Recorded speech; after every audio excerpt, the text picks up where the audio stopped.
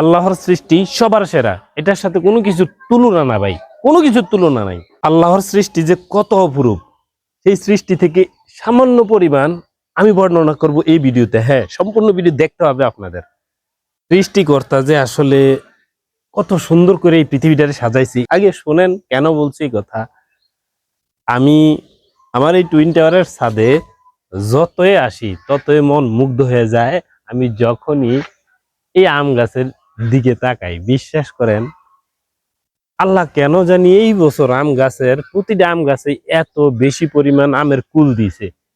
আপনি দেখেন, আমার মনে হয় এই সাইডটা উল্টা হয়ে গেছে, এই দিক থেকে দেখেন, মানে কি অপরূপ একটা দৃশ্য লাগে। আমি যত দেখি এই গাছটার দিকে, মানে এই গাছটা পুরো হলুদ বর্ণের হয়ে গেছে। আপনি দেখেন পুরো হলুদ বর্ণের হয়ে গেছে।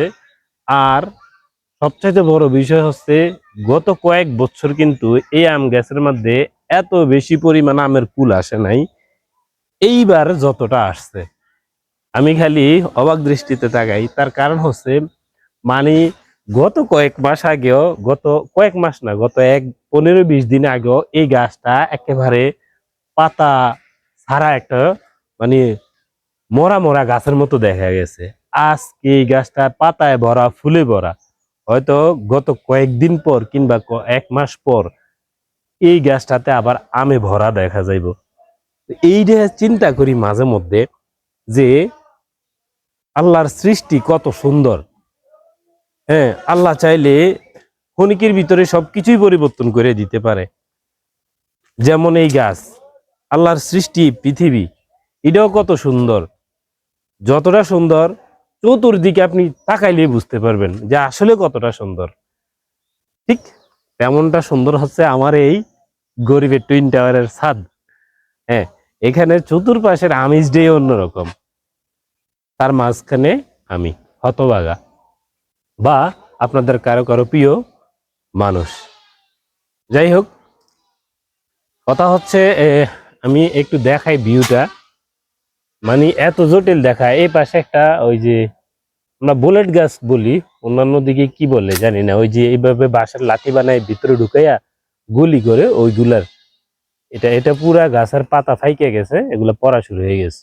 এখন আবার নতুন করে ফুল ছাড়বার কারণ এই গাছগুলোর একটা নিয়ম হচ্ছে ফুলও ছাড়ে ফলও ছাড়ে একসাথে। আর এই হচ্ছে আম গাছ। ওই পাশেও দেখেন, ওগুলা প্রথম বেশি একটা আসে নাই, এখন পুরা গাছে আসতেছে। আর এই হচ্ছে আমার টুইন টাওয়ার, গরিবের টুইন টাওয়ারের ছাদ। এটার পিছনের অংশটা হচ্ছে মাছের পুকুর। ওই পাশে হচ্ছে আমাদের এই কুমিল্লা ডিস্ট্রিক্টের মধ্যে বড়ুয়া থানার কাশেরডা গ্রামের বিখ্যাত সেই জাগুইরা দিঘি বলে, মানে অনেক বড় পুরাতন দিঘি। আমি ওইটা নিয়েও আপনাদের একটা ভিডিও বানাই দিমু। আমি যদি আপনাদের দেখাই, আমি কাছে চলে আসছি। এই যে আমার পিছনে দেখতে পাচ্ছেন, এই সেই দিঘি। এটা কিন্তু অনেক বড় দিঘি। যাই হোক, এটা নিয়ে যদি কেউ ভিডিও দেখতে চান, এটার ইতিহাস সম্পর্কে জেনে আমি সব কিছুই নিয়ে একটা ভিডিও বানাবো আপনাদের জন্য। সেটাতে ওটার ইতিহাস সম্পর্কে জানতে পারবেন, দেখতে পারবেন। এই ভিডিওর মাঝে আর একটা কথা বলতে ভুলে গেছি। আজকে হচ্ছে 7ম নাম্বার রোজা, তার মানে 7 নাম্বার রোজা, 7 নাম্বার রমজান মুবারক আপনাদের সবাইকে। 7 নাম্বার রোজা পর্যন্ত পরিপূর্ণভাবে আছি।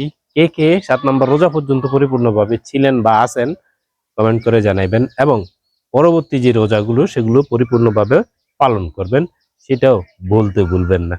ওকে, দেখতে থাকেন। ভালো থাকবেন, সুস্থ থাকবেন।